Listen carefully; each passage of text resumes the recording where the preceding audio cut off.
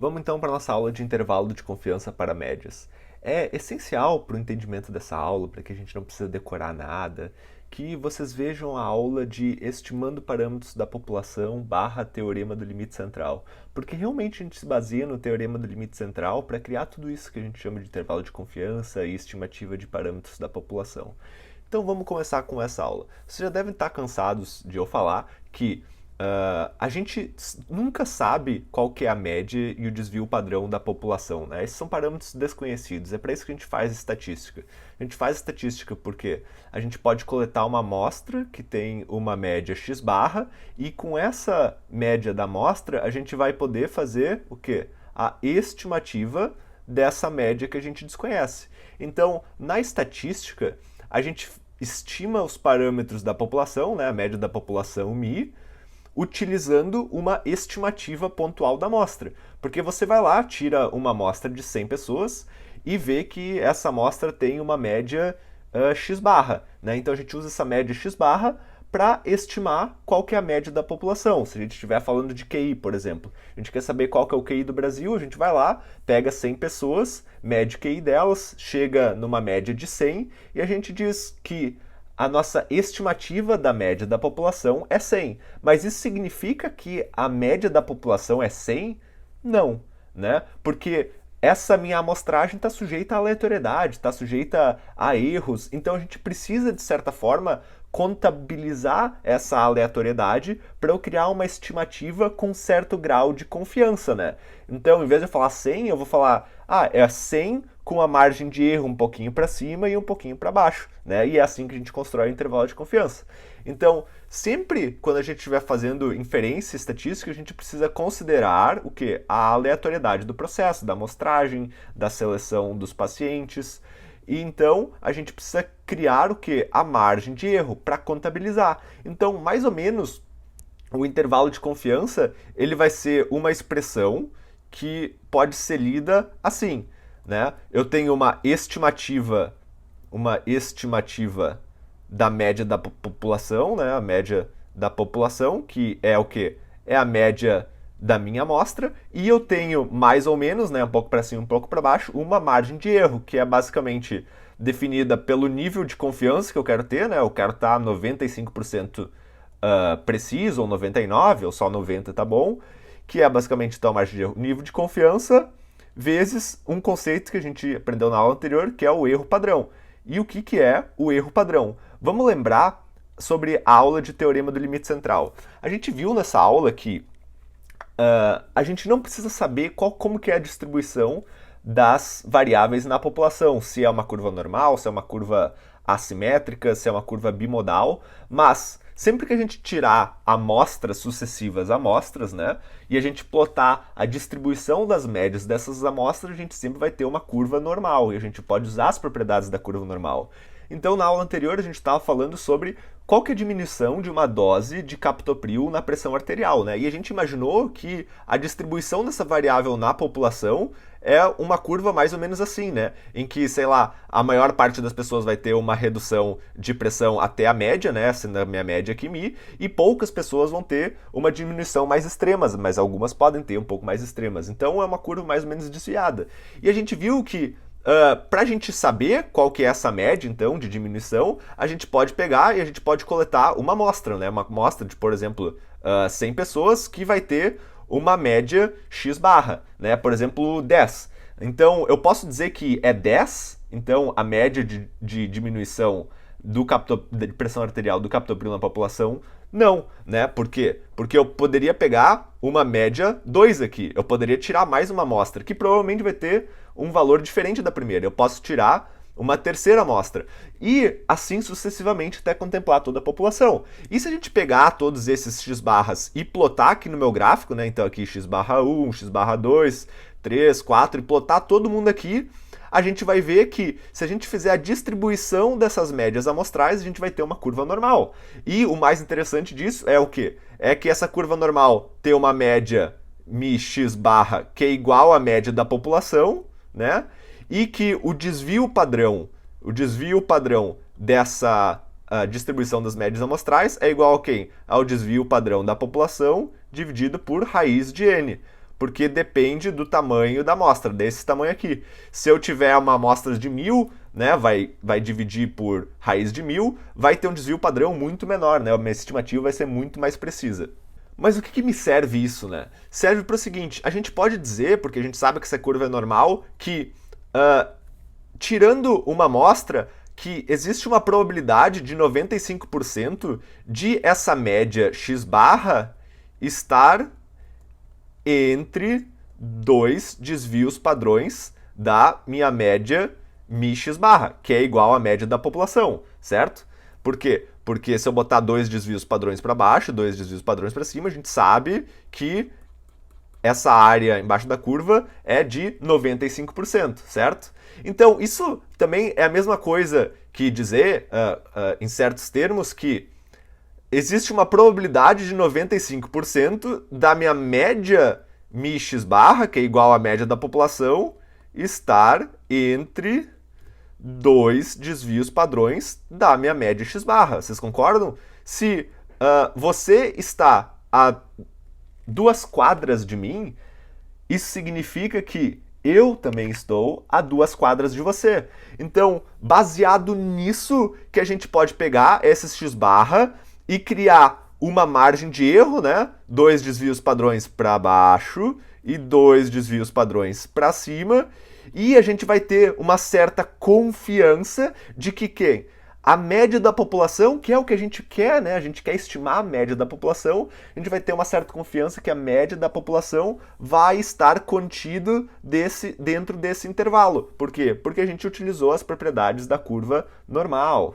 Então, dizendo em outros termos, se eu tirar uma média que tem uma média x barra 1 e botar essa média uma margem de erro para cima e uma margem de erro para baixo, é bem provável que a média da população, que é quem a gente quer saber, esteja contido desse intervalo. E daí eu posso tirar uma média x barra 2 também, que é diferente de 1. Mas quando eu coloco margem de erro para cima e margem de erro para baixo, de novo eu peguei a população. E eu posso tirar uma terceira amostra, que desde que eu conte uma margem de erro para cima, uma margem de erro para baixo, né, eu também vou conter essa população. E aí eu posso pegar uma quarta média amostral. Boto o erro padrão para cima, erro padrão para baixo também. Peguei no limite aqui. A média da população está no limite. E vai chegar no momento que eu vou pegar um x barra 5, que foi totalmente fora, que não vai conter essa média da população, não vai estar contido, né?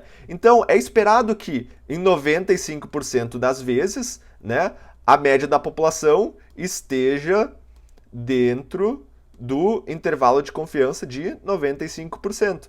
Então, vamos ver agora como que a gente constrói do zero o intervalo de confiança.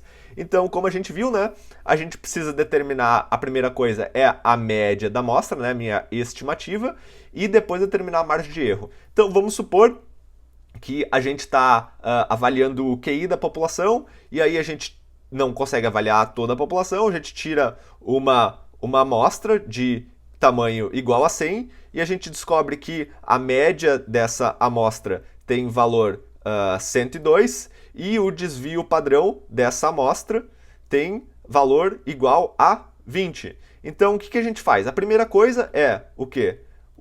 É estimar a média da população com a média da amostra, né? X barra. A gente já tem x barra, a gente tirou nossa amostra, x barra é igual a 102. E agora a segunda coisa é determinar a margem de erro. A margem de erro tem 2 componentes, né? O primeiro componente é o quê? É o nível de confiança. Nível de confiança. O quão confiante você quer estar? Você quer estar 95% confiante, 90%, 99%? E esse nível de confiança ele vai te dar o que a gente chama de valor crítico de Z. Ai meu Deus, que nome é esse? É fácil. Vamos lembrar na nossa curva normal que, sendo aqui minha média 0, 95% das observações, né? 95% das observações estão contidas entre 2 desvios padrões para cima e para baixo, né? Mais precisamente, quando a gente está falando de Z, né? A gente está falando de 1,96 para cima, 1,96 para baixo, mas a gente usa 2 porque, enfim, é mais fácil de falar, né? Então, o que é o valor crítico de Z para um nível de confiança de 95%, né? Basicamente é o quê? É o 1,96, né? E a gente usa comumente 2. Então, esse é o valor crítico de Z. A gente sabe que 95% das probabilidades estão contidas entre menos 1,96Z e mais 1,96Z. Então, esse é o valor crítico. E, comumente, os níveis de confiança utilizados são o quê? 95% é o mais comum, 90%. Qual que é o valor Z correspondente a 90%? É 1,64. E de 99% é 2,32. Lembra que a nossa regra do 1, 2, 3 desvios padrões? 3 desvios padrões correspondem a 99,7% das probabilidades. Então, quando a gente está falando de 99%, né, não 0,7%, é menor. Então, é 2,32. Esse é o valor crítico de Z. Então, uma das coisas que eu tenho que determinar é o nível de confiança. E a segunda questão, né, que uma coisa vai multiplicar a outra, é o erro padrão. E o que é o erro padrão? O erro padrão é quem? É o desvio padrão da distribuição das médias amostrais, certo? É o desvio padrão da distribuição das médias amostrais. Então, o erro padrão basicamente é igual ao quê?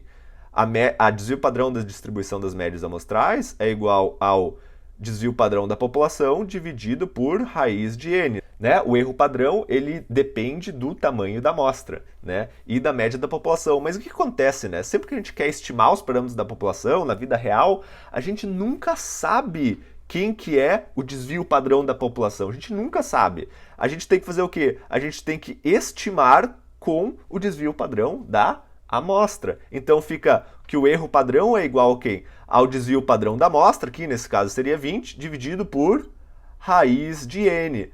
Mas aí tem um problema. O que acontece, né? Sempre que a gente estiver utilizando dados da amostra, a gente não está mais utilizando dados da população. E o que é a curva Z? A curva normal padrão, ela rege as distribuições das populações, né? Que a gente nunca sabe os valores reais. E existe uma distribuição que rege as amostras. E essa distribuição é chamada de distribuição t-student. Então, o que acontece, né? Sempre quando a gente estiver utilizando o desvio padrão da amostra, que é sempre, tá? Sempre em estatística da vida real, a gente tem que utilizar o valor crítico de t.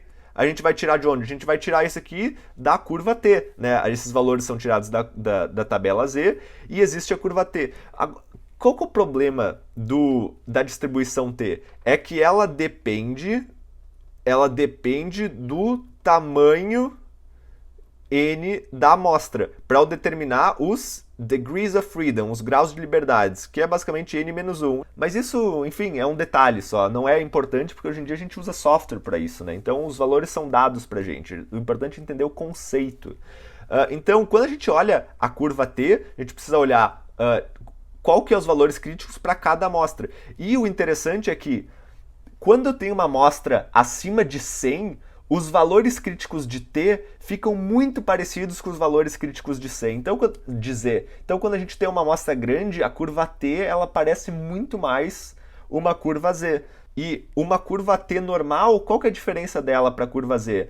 É que os rabinhos dela, as partes mais extremas, elas são mais gordinhas. Então, se eu fosse botar a curva t aqui, né, para, sei lá, um n igual a 50, essa seria a curva t. Que acontece? Ela é mais achatada e mais gordinha. Então, os valores t críticos para o intervalo de confiança de 95%, eles vão ter um valor um pouquinho maior do que o z. E então, se eu fosse fazer aqui os valores críticos de t para um n igual a 30 e os valores críticos de t para um n igual a 100, ou seja, 29 graus de liberdade e 99 graus de liberdade. Eu teria que, para um intervalo de confiança de 90%, o valor crítico seria 1,69, para 95% seria 2,04 e para 99% seria 2,45. Se você quiser ir lá na tabela T, você pode conferir isso. E para uma amostra de tamanho 100, né? Quanto maior o tamanho da amostra, mais os valores críticos de t ficam parecidos com z. Então aqui seria 1,66 e o intervalo de confiança de 95% seria 1,98 e de 99% 2,36. Vocês podem ver que o intervalo de confiança de 95% ficou 1,98, que é muito parecido com esse dizer. Por isso que a gente não deve focar tanto nisso assim na vida real. E a gente usa essa aproximação de 2 para quando a gente está falando de 95%, porque a diferença ela é mínima, né? E o importante é entender o conceito e o cálculo ser fácil. Então, vamos lá. Qual que é agora o intervalo de confiança? A gente estimou a média da população com a média da amostra, né? A gente estimou os valores críticos, né? E a gente estimou o erro padrão. E agora, basicamente, é o quê? É a parte final, calcular o intervalo de confiança para o nível de confiança que você quer, né? Vamos falar de 95%. Basicamente, então, fica quem? É o x mais ou menos, vamos utilizar 2, né? Que é o valor crítico de z, vezes o S sobre raiz de N. Então esse é o intervalo de confiança de 95%. Se você quiser, né, para nossa amostra de 100, utilizar o 1,98, que é o que corresponde ao valor crítico de t, tudo bem, mas a diferença vai ser mínima.